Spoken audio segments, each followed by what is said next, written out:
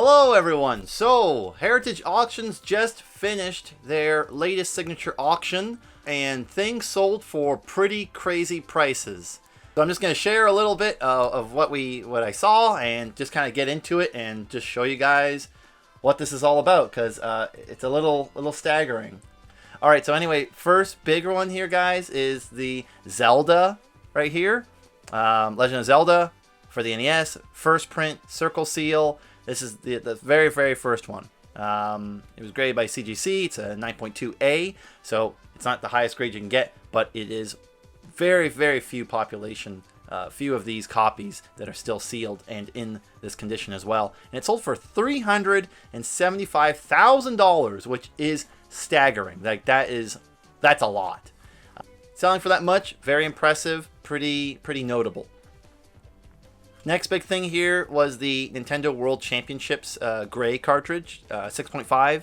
So, you know, not the best grade, but certainly not the worst. There's worse copies than this. And it sold for $62,000.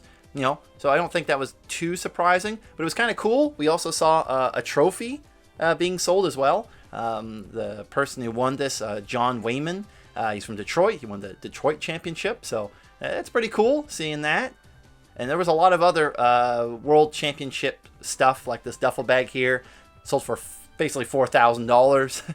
You know, that's a lot of money for a duffel bag. But again, it's all about the prestige and the memorabilia. You know, it was a kind of a rare time, and I think there's a lot of hype going on now because of that new game for the Switch, Nintendo World Championships. So people are more aware of the significance of that time period, of that event that took place when Nintendo was first released in North America, and you know, just the hype on all these NES games. Another big sale here was the Super Mario Bros. For the NES. Now this was just a CIB, so this is not sealed. It's been opened, but it's in excellent condition, and this is pretty much the very, very first print. This is the matte sticker, so there was different stickers that they had on the first two prints, I believe. And yeah, we have never seen one of this degree in terms of high quality, high condition, and it sold for $32,000. I don't think there was ever a CIB that sold for that much for this type of game, for this Mario game. So pretty staggering, pretty big deal. We also saw a pretty big sale for Super Mario Bros. 2. This is the first production. You can tell by, well, partly tell because of the circle seal, but this is essentially a perfect grade, 9.8, A++, perfect seal, one grade lower from 10, which is almost impossible, it seems like. And it sold for $137,500. Now, probably one of the biggest, if not like the reason for this video, is this right here, which is the Sony PlayStation Super Nintendo controller. Back when NES, Nintendo was collaborating with Sony to make basically the PlayStation, the Nintendo PlayStation, until they went with Philips and kind of screwed Sony over, and you know, the rest is history. But this controller, this prototype controller, selling for $35,000. This is the most expensive controller ever sold, as far as Heritage is concerned, possibly ever. This blows everything out of the water. There's an Apollo controller, Apollo 12 controller used for a historic moon landing, second moon landing or something, and that didn't even sell as much as this controller.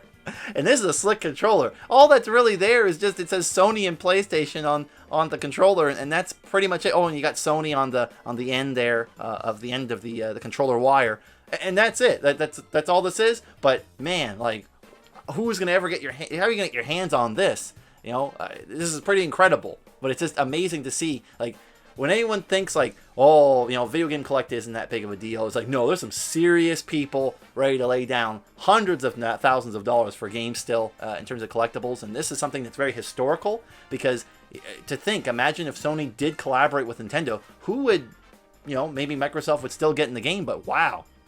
I mean, like, this is proof that, like, this actually happened. It was, I think, back in the day, maybe a couple decades ago, it was kind of just rumor that Sony and Nintendo were collaborating, and they actually did create some type of prototype console, and here's just more evidence for it, and now it's going to be most likely in someone's collection that I could definitely see as being a centerpiece. So wow, very, very cool to see this up for auction, and yeah, just pretty incredible, really. if you've never seen one of these before, this Nintendo controller here, I think they use this to train the U.S. Army to some degree. You basically hook up this M16 to your controller into your Super Nintendo, and yeah, you use it. I think it's built just like an M16, like that's actually used in combat, except it maybe didn't have the cartridge in it. Actually, it looks like it does. And it sold for $8,750, which actually sold for a little higher than the last one that sold. So really cool piece. Like, just this one, really huge, kind of hard to understand why it sold for this much. But Pokemon Red, this is kind of a first. Oh no, it's a mid-production. It's not even a first print. What am I thinking here? $118,000 for this near perfect condition of Pokemon Red. Now, what stuns me about this is that not too long ago, if we look back, a little less than a year, I believe here, we can see that there's a 9.8A plus sold for $18,600. Just a single plus on the grade escalated at almost $100,000 more, and that just seems like totally off. Like someone really wanted that, or maybe didn't know how much it was worth. But I mean, I'm not sure how many bidders there were on this one, but yeah, kind of just crazy. Another crazy sale. Another big thing. I had no idea anything about Jacko, like Jacko Bros, Jack Bros, for the Virtual Console. Probably the rarest Virtual Boy. Sorry, not Virtual Console, for the Virtual Boy. Yeah, this thing sold a lot.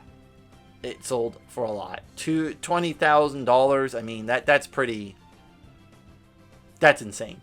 But when you look at the CIB, they're selling for like around $1,000, if not a little more. But I guess it's just very difficult to find these things. It's Atlas. Atlas is a very collectible gaming. Like their games are pretty often sought after by sealed collectors. Atlas just makes a lot of pretty incredible games, but also games in lower prints. So they don't have as many copies. The American cover art is a lot more intense than the Japanese art, which is kind of funny. Another really, really cool item here that sold for $10,000. We have a Nintendo 64 Millennium 2000 controller. And here you have this sort of display with the controller. So yeah, very cool. I don't know how many they made of these things, but yeah, $10,000. That's a pretty strong sale. So very cool.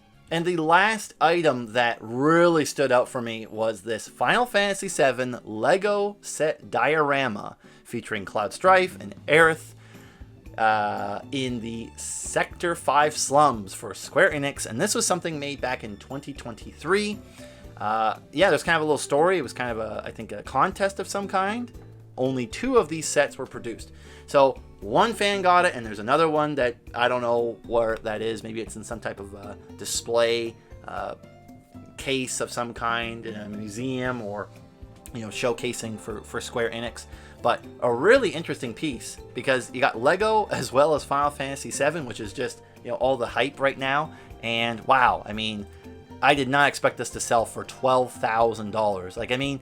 Like honestly, they didn't even really do anything with the faces. I mean, that would have been nice, to put a little bit of something. But I don't know. I'm a little. I mean, it's all right, but $12,000, like dang. But I mean, the fact that there's only one. Now I'm a box guy. I like boxes. I want to see the box that this comes in, because they talked about how it's in a special case. That's what I want to see now. If it's in a special case, whoa.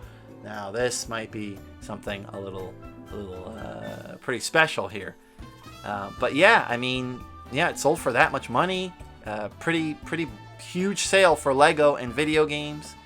It stands up like 4 feet tall, as far as the description says. So it would be really cool to see someone, whoever ends up getting it, show a video of it, because wow, it probably looks much more impressive in person than it does from the pictures.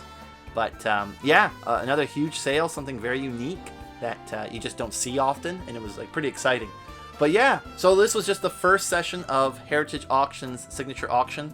The second half will be going on today or tomorrow, depending on when you watch this, August 24th. So it doesn't look like there's as amazing items. I don't expect them to sell much more than what was sold in the first session, but wow, this tells you that, you know, great games, you know, people are still paying quite a bit for these, especially the ones that are like in really good condition.